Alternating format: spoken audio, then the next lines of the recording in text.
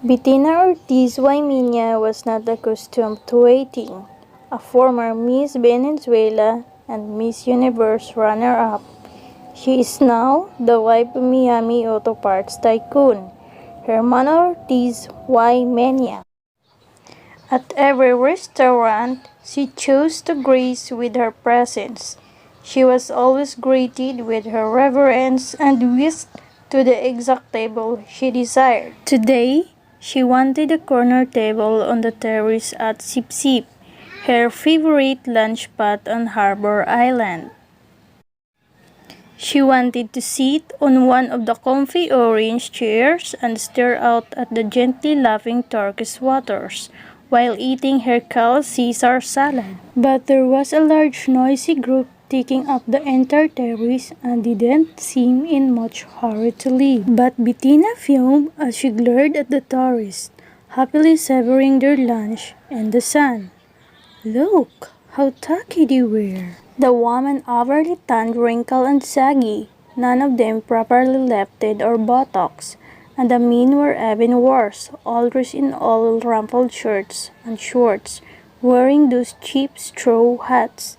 Why did such people have to come here? Feeling that she had been patient long enough, Bettina stormed into the kitchen, the fringe on her crocheted poche kaftan top shaking furiously as she made a beeline for the woman with a shock of pixie cut blonde hair, minding the main stove. Julie, honey, what's to tell you? I've waited more than 15 minutes for my table. Sorry, Bettina, it's been one of those days. The party untold on the terrace shown up the first just before you did. But the terrace is your prime spot. Why on earth did you let those tourists take up all the space? The tourist in the red fishing cap is the dog of Glencora. His party just boated over from Windermere. That's his royalish man you see moored off the coast. Isn't the most handsome sailboat you've ever seen? I'm not impressed by big boats. Bettina huffed, although secretly she was rather impressed by people with big title.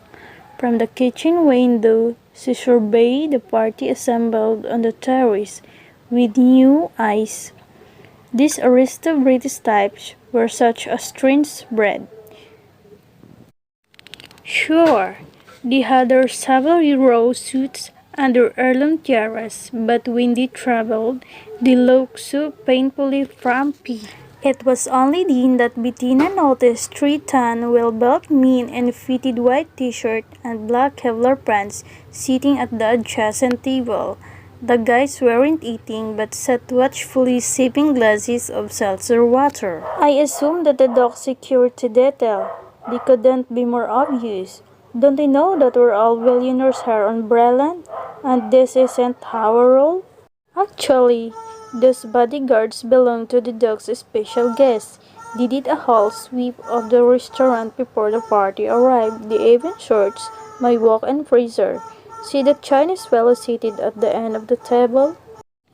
Bettina squinted at the portly bowling, 70-something Asian man dressed in a nondescript white short-sleeve golf shirt and gray trousers. Oh, I didn't even notice him. Am I supposed to know who he is?